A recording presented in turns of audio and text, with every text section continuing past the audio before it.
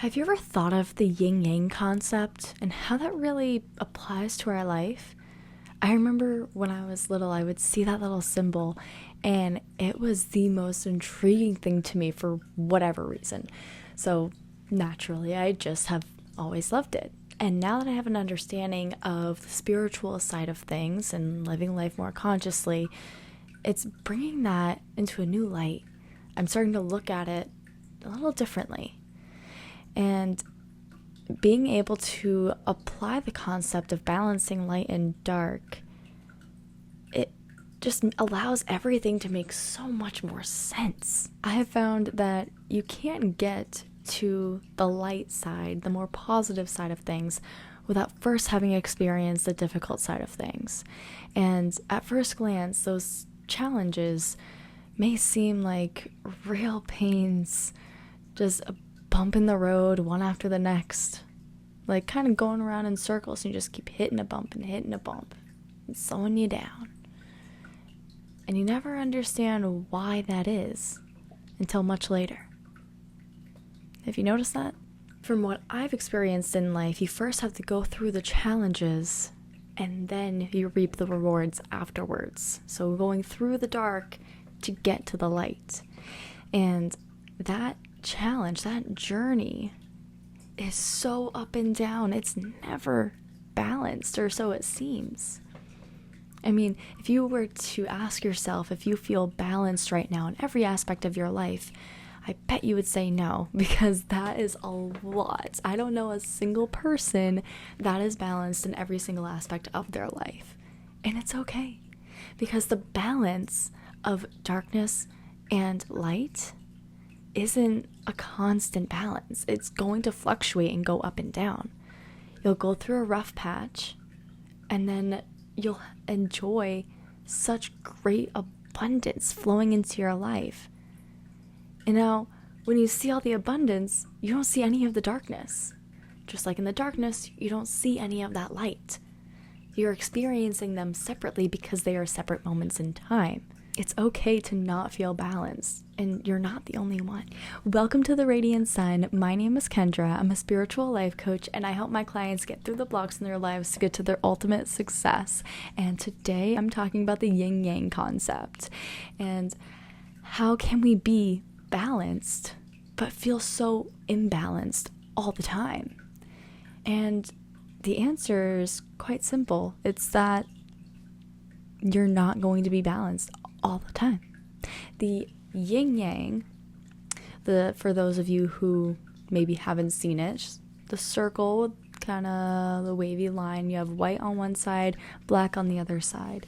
And at first glance, it may make you think that the balance of dark and light would be simultaneous.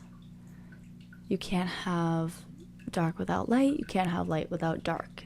They're just always present. They complement each other. But when you expand that, instead of looking at the yin-yang as being a symbol of you in balancing everything of life, imagining it explaining life itself. Darkness and light, both existing simultaneously for everyone.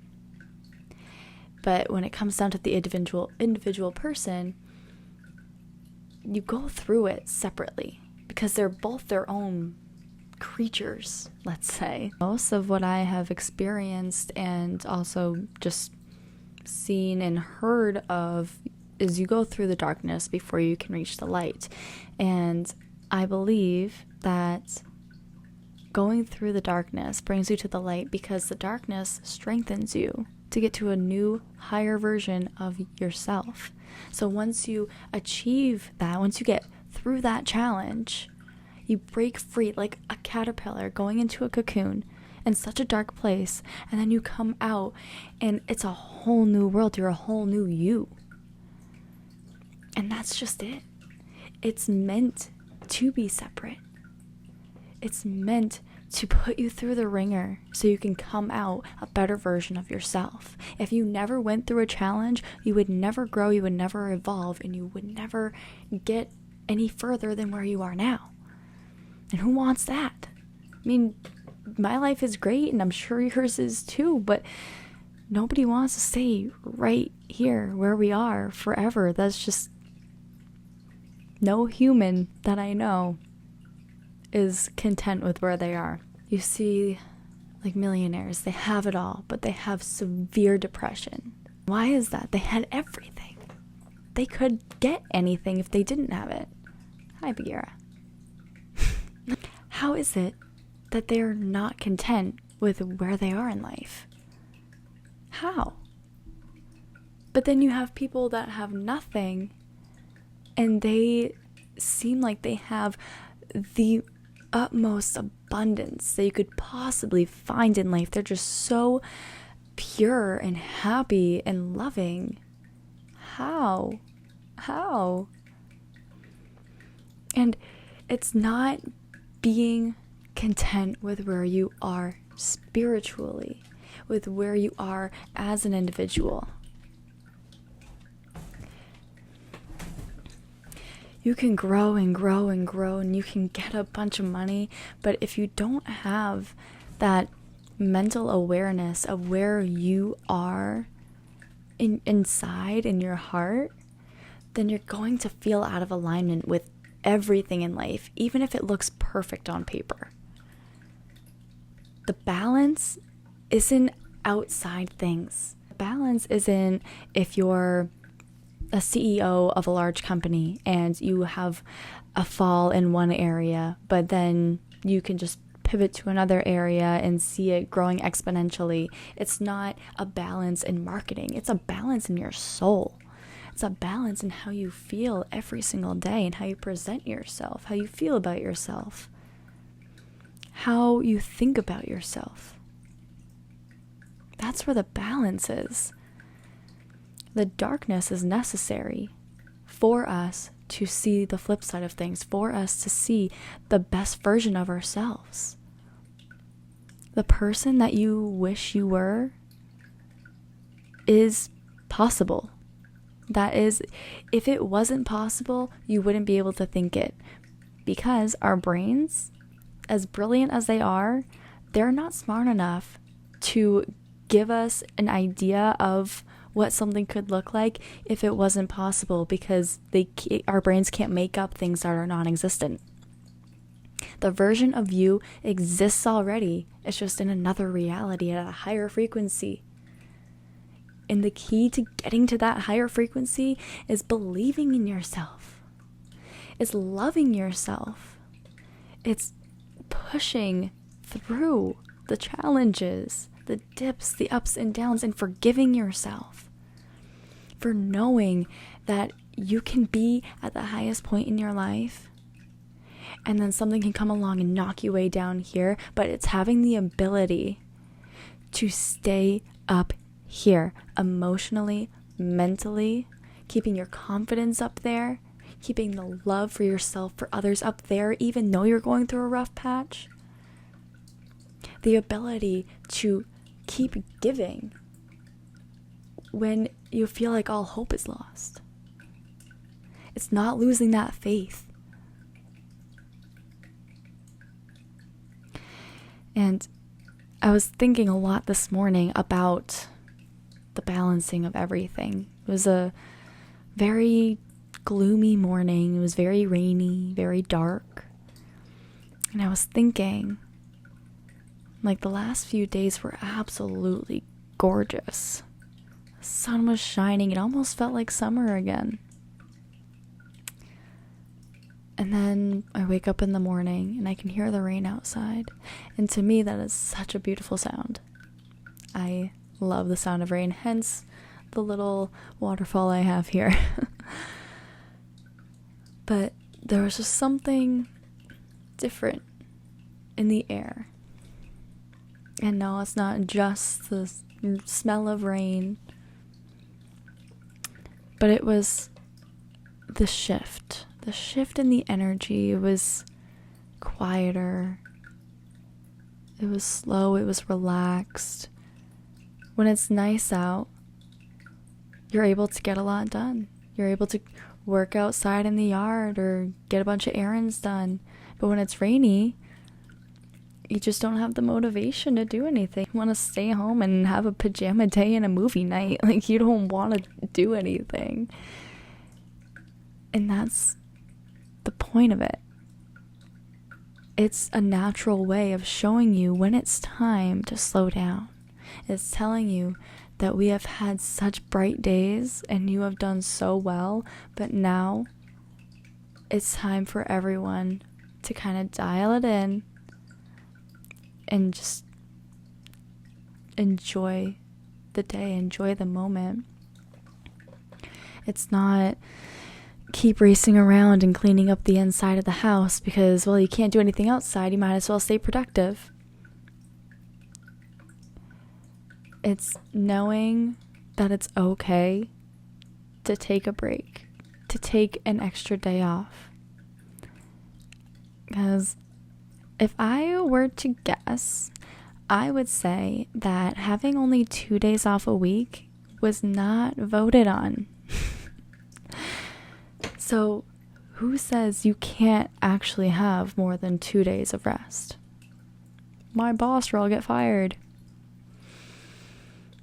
Some do face those challenges. I do understand that.